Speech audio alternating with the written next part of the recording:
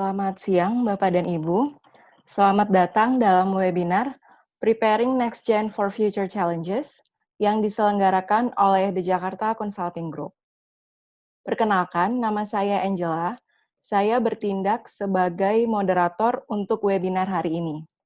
Dan seperti yang sudah saya sebutkan tadi, topik yang akan kita bicarakan yaitu Preparing Next Gen for Future Challenges. Dan dalam webinar kali ini, kita akan mengupas secara mendalam mengenai JCG Model for Managing Growth in Family Business, Next Generations Dealing with Challenges, Next Gen Competencies, dan juga sharing session Second Generation dari Tata Logam.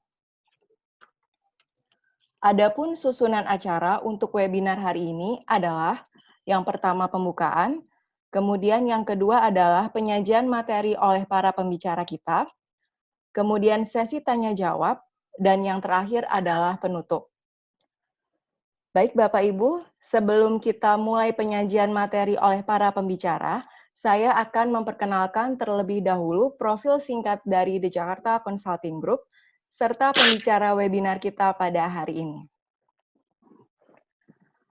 Baik, The Jakarta Consulting Group, atau disingkat dengan JCG, adalah perusahaan yang telah berdiri lebih dari 35 tahun dan bergerak di bidang konsultasi manajemen, khususnya strategic management. Dengan memiliki goal, yaitu our goal is to assist our clients to achieve theirs, Jakarta Consulting Group memberi 4 jasa pelayanan atau yang disebut dengan the pillars of excellence, yaitu consultation, in-house training, executive search, dan juga executive assessment. Selain itu, fokus bidang JCG atau yang disebut dengan the foundations of excellence antara lain business transformation, corporate culture, business and marketing, organization development and behavior, human capital, dan juga quality management. Berikutnya kita masuk dalam perkenalan pembicara webinar kita pada hari ini. Yang pertama adalah Ibu Patricia Susanto, selaku CEO dari The Jakarta Consulting Group. Ibu Patricia Susanto, pendidikannya Master in Human Resources Management dari Griffith University, Brisbane, Australia, Master Psikologi dari Universitas Indonesia, Jakarta, Indonesia, dan juga Bachelor of Science dari Organisasi Manajemen dan MIS University of Southern California, Los Angeles, Amerika Serikat. Berikut adalah aktivitasnya, yaitu menjadi anggota dari USC International Alumni, Committee Board of YEC, speaker atau pembicara dalam beberapa seminar dan talk show, serta menjadi penulis dalam beberapa buku dan artikel. Selanjutnya, saya akan memperkenalkan pembicara webinar kita yang kedua, yaitu Bapak Nicholas Bagus Setiabudi. Pendidikannya yang pertama adalah Master of Science, International Finance dari Universitas London, Cass Business School. Kemudian Doctor of Physical Therapy dari University of Michigan Flint. Kemudian Master of Health Science and Graduate Certificate in Mental Health Practice dari University of New England. Kemudian Master of Business Administration dari National University of Singapore. Kemudian Bachelor of Psychotherapy dari the University of Melbourne. Berikut adalah beberapa aktivitas oleh Bapak Nicholas Bagus Setiabudi. Certificate in Human Capital Management, Certified Financial Planner, Certificate in Machine Learning, dan beberapa aktivitas lainnya. Baik, Bapak Ibu, kita akan memasuki sesi inti dari webinar ini. Kepada pembicara webinar kita yang pertama, Ibu Patricia Susanto, kami persilakan. Baik, terima kasih. Selamat siang semuanya. Welcome to webinar Jakarta Consulting Group after we take about 3 weeks break. So we're back now and we'll see a lot of people that we usually come to our webinar. Very happy to meet you guys again. let me introduce you again to Nicholas. Pak Nicholas ini one of our second generations yang sangat berhasil dalam masa transisinya. That's why we invite him in this webinar.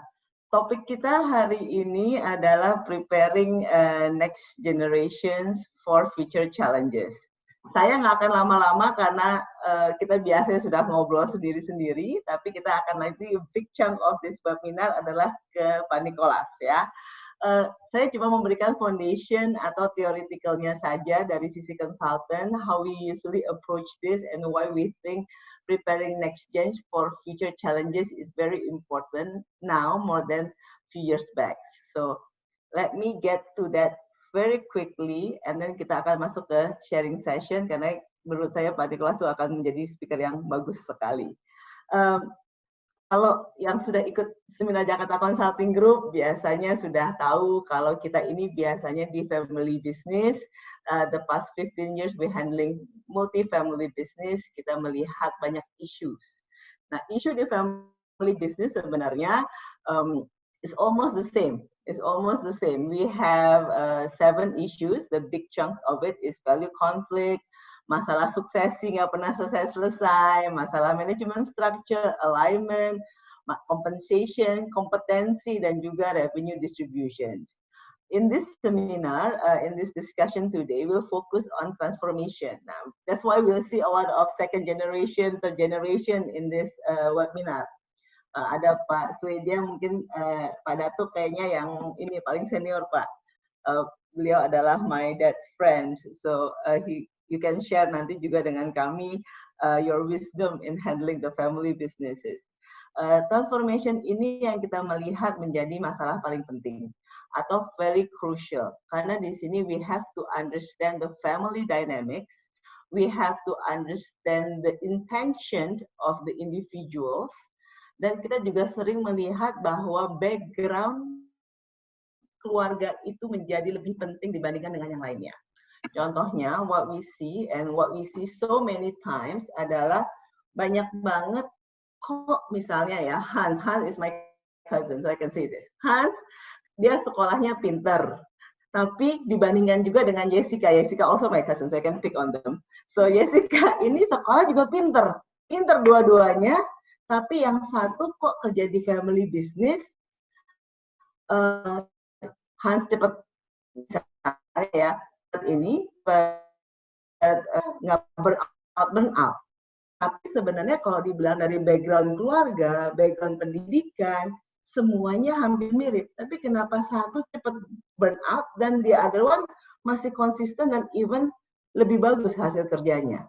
Ini biasa kita lihat dari sisi motivasinya. That's why what we say when we dealing with next gen, itu lebih banyak kita lihat dari sisi emotion, dari sisi psikologinya juga, dan juga bagaimana family dynamics itu sendiri. Nah, ini yang kita masuk ke dalam sini adalah challenges-nya untuk next generation itu apa sih sebenarnya? Next generation itu sebenarnya challenges utamanya adalah sustaining and growing the business. Sustaining and growing the business itu adalah yang paling penting dan menjadi tolak ukur, which is a bit unfair. This is a long discussion that I had with Mbak Putri from Mustika Ratu, and also sama juga dengan Wulan dari Mata Tilaar. It's a bit unfair when your parents say that I grew this business doubling every year.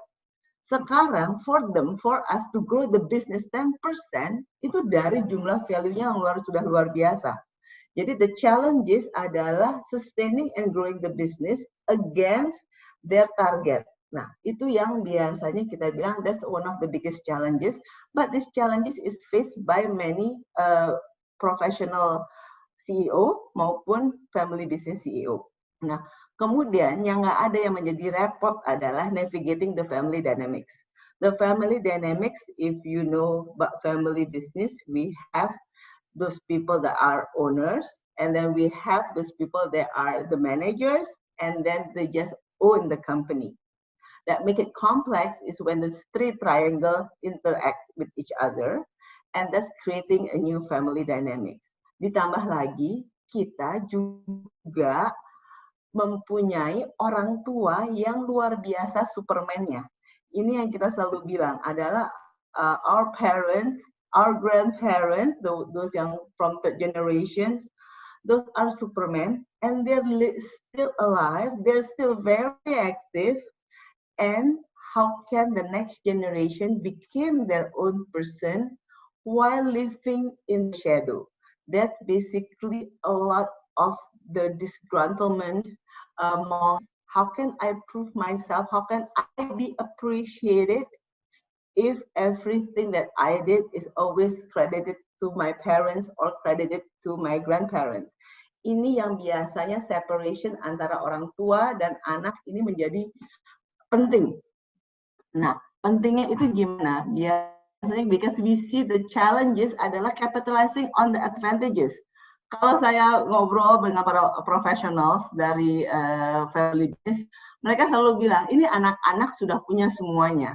You have given everything and more, tapi kok sebegini aja sih, gitu kan?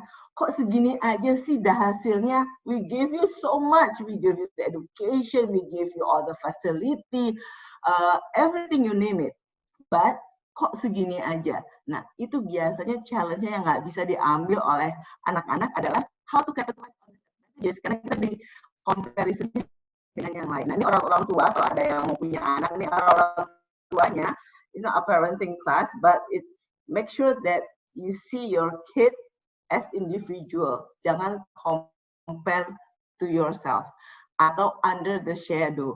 Itu yang sering sekali kita lihat di family businesses is living under the shadow of the parents because the shadow is so big and so super.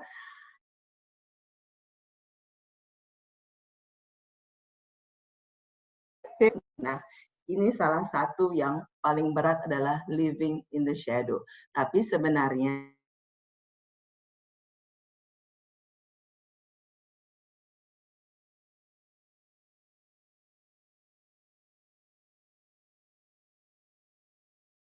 our survey and our interview with family businesses, ini sebenarnya yang kita lihat bahwa yang diperlukan, suara saya hilang, udah bisa.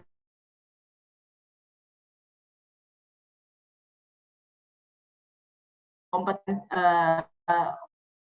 family business adalah kita mau fokus pada strength-nya. When we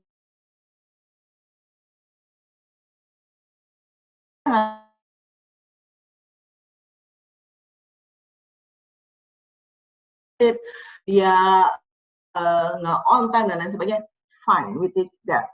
Sekarang kita fokus on their strength. Jadi ini kalau Bapak dan Ibu tahu kita pakainya strength base. Nah, di situ kayak atlet. If your forehand is very good, we train your forehand. Backhand-nya kurang, nggak apa-apa, kita train juga. Tapi we spend 80% of the time focusing on the strength. Weakness-nya kita try to improve, tapi kita tidak akan spend so much time on that one. So kita akan fokus juga, kita akan melihat kompetensi ini sebenarnya penting-penting enggak. Managerial competencies ini sama dengan yang lainnya. Tapi skills and knowledge ini sebenarnya sudah inherent dan sudah dimiliki dan bisa dipelajari. Strength ini dari dalamnya itu sendiri. Nah, kalau nanti kita lihat dengan Pak Nicholas, kalau dari CV-nya kelihatan sekali kan, that is very interesting that he has his own desire to do all his therapist work, tapi he has the responsibility to handle his family business and how he can balance both of this is going to be very interesting. Nanti kita akan dengar sharingnya. Kita akan lihat nih, bagaimana strength-nya ini yang kita fokuskan, tapi kita juga harus ada self-concept. Jadi kita jangan sampai anak-anak itu dituntut untuk melakukan menjadi fotokopi dari diri kita sendiri atau dari diri parents-nya. Nah, self-concept ini harus ada dan yang paling penting juga adalah motif. Motifnya itu seperti apa sih? Kenapa dia mau bekerja di family business? Is also very important. Ini kalau ini agak sedikit theoretical nih saya punya nih ya, sebentar ya. Nah, kalau kita lihat di sini, we start with the family climate ya. Kita family climate itu kalau di family business itu nggak bisa dihindarin lah. Kita lihat dari family climate itu sejauh mana kita membuka komunikasi.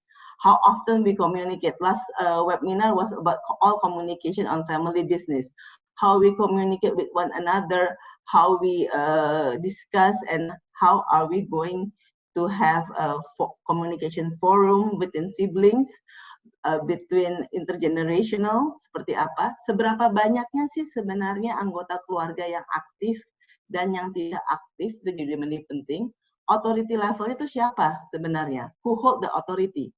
Is it the parents? Is it the mom? Is it the dad? Or is it the kid? Banyak loh yang punya authority itu anak-anaknya. Anaknya punya kartu Trump ya. Biasanya kalau anaknya nggak banyak nih, anaknya cuma 1 atau 2, dia punya kartu Trump-nya adalah, ya udah kalau you don't follow me, I'll quit. Nah, itu juga penting banget nih. Perlu tahu nih. Ini semua perlu diidentifikasikan dan juga kognitif levelnya. Kognitif itu lebih gap intelektualnya ya. Gap intelektual antar anggota keluarga itu sejauh mana. Nah, di sini if you see adalah motivation. We have to underline this. We have a friend here, Jacob, ya, who did a study about this. The motivation. Do we have to join the family business? Do we have to join?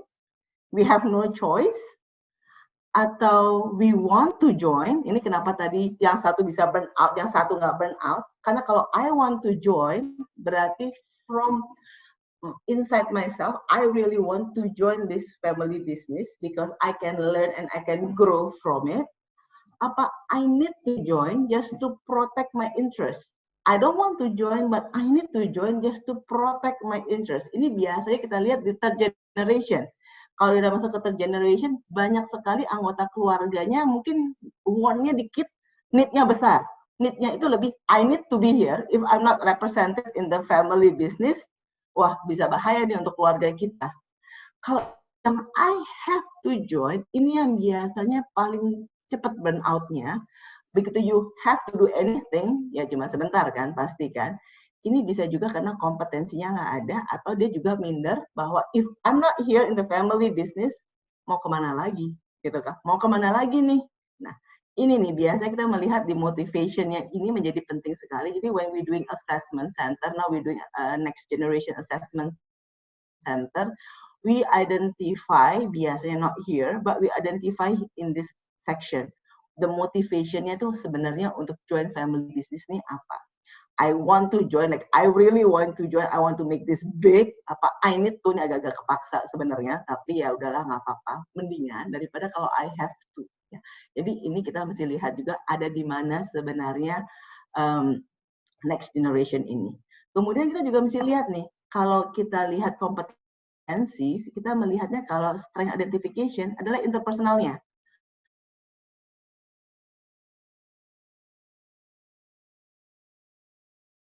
Nggak bisa adaptable tuh agak susah ya. Communication-nya itu sejauh mana sih mereka bisa berkomunikasi antar anggota keluarga dan juga di eksternal. How influential are they? How direct? Direct ini seberapa banyak yang ditutup-tutupin, seberapa banyak yang dia disimpan sendiri. Approachable. Nah, kalau family business ini harus bisa di-approach. The next leader biasanya cari yang bisa di-approach. Orangnya nggak betein lah, gitu kan. Orangnya easy going, orangnya smiling, orangnya nyantai, tapi mempunyai kemampuan dan kompetensi. Yang most important adalah juga listening. The ability to listen. Ini kita listening in the other.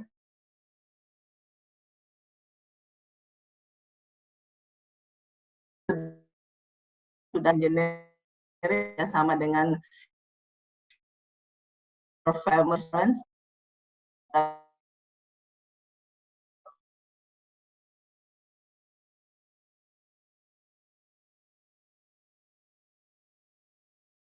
Aja kita nulis. Nih. Kemudian kita juga melihat namanya ini orang tim, jadi ada internal control.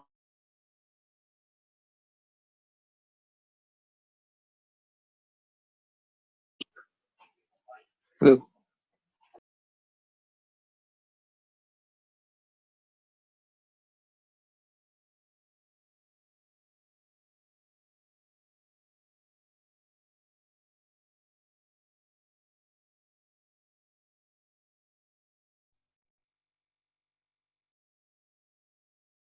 Iya, Bapak Ibu, kita akan lanjut lagi.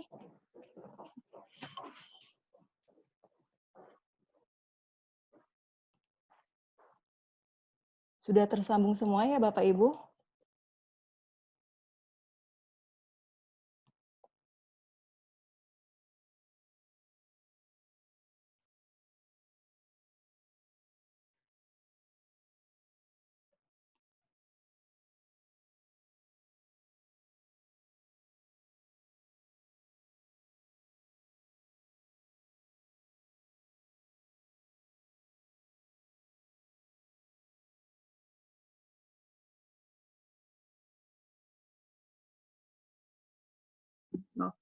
Halo, oke, sorry tadi kita keputus ya. Oke, kita lanjut ya sedikit lagi sebelum saya kasih ke Pak Nikolas.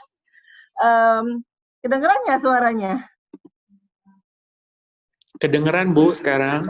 Udah kedengeran ya? Oke, sip. Oke, sorry tadi kita keputus technical difficulties sedikit. Oke, I'm gonna go through this and then I'm gonna hand it to Pak Nikolas untuk sharing session-nya. Ini almost my last slide jadinya. Nanti kita setelah ini kita ada dengan Pak Nikolas, terus kita bisa masuk ke Q&A. Oke? Nah, oke, bisa lihat semuanya ya ininya ya, screen-nya ya. Bisa kan? Bisa, Oke. Ibu. Oke. Nah, tadi saya sampai di mana nih? Tadi saya sampai di emotion and thinking style. Tadi ini kita juga mesti melihat dan kita bisa memotret dari hasil assessment kita biasanya. Internal control itu menjadi penting karena kita tahu self control orang ini seperti apa. Apakah dia sangat sangat berapi-api, tetapi dia kemudian risk controlnya nggak ada, apakah dia gampang menyenangkan orang lain, sehingga dia gampang mengikuti arus, jadi bisa kita ngomongin peer pressure. Nah, dan juga penting di sini adalah stress management. Kalau teman-teman yang biasa assessment center, biasanya ini stress management nggak terlalu kita highlight, tetapi kalau di family business kita sangat highlight adalah stress management ini, sejauh mana kita bisa menghandle stress. Because multiple dari beberapa macam sisi ya, dari keluarga dan juga dari bisnisnya itu sendiri. Dan keluarganya juga bukan satu, tapi biasanya kalau sudah berkeluarga sendiri bisa 2 dan 3 dan 4 dan lain-lainnya. Nah, culture fit ini tergantung dari tadi family dynamic. Sejauh mana sih culture kita fit dengan culture keluarga dan culture dari perusahaannya. Jangan sampai culture perusahaan jauh berbeda dengan culture keluarga. Kasihan orang-orangnya. Biasanya kita melihat dari authority levelnya, juga bagaimana mereka beradaptasi dengan change, competition, dan juga ethics. Ethics ini menjadi penting sekarang. Nah, ini kalau untuk next generation, kita juga melihat adalah managerial kompetensinya yang dicari. Ini kemarin kita melakukan survei cukup lama dan kita berdiskusi dengan beberapa family business. Ini kita melihat adalah seperti ini, yang dicari itu adalah kemampuan untuk melakukan visioning, risk awareness ya. Tadi kan karena pasti banyak diajak kerjasama gitu kan. Nah, sejauh mana sih kita bisa protect the company and the family interest? Ini tadi nyambung juga dengan internal control ya, keinginan dan keperluan. Nah, ini kita balance di sini. Portfolio analysis harus mau tahu bisnisnya apa saja dan juga bagaimana kita mengkontrol bisnisnya, business acumen. Helikopter perspektif dari atas kita bisa melihat semuanya dan juga kemampuan networking. Ini biasanya adalah yang dicari for next generation. Apa sih yang harus dikembangkan dan bagaimana kita bisa melakukan pengembangan bagi next generations. Nah, basically the question is how to earn trust. Nah, nanti ini kalau dari kami yang biasa kita lihat di family business lainnya, nggak jauh-jauh kok how to earn trust itu you have to prove it that you can, no matter what it is. Ini slide saya udah dari lama sampai sekarang masih saya pakai.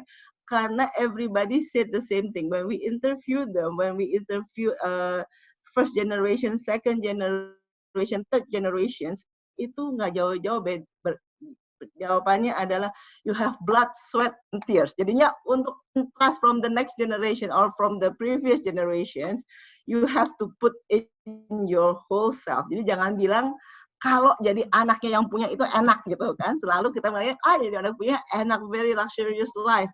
Tapi setelah kita lihat, belum tentu. Karena you have to work twice as hard, apa kadang-kadang triple hard.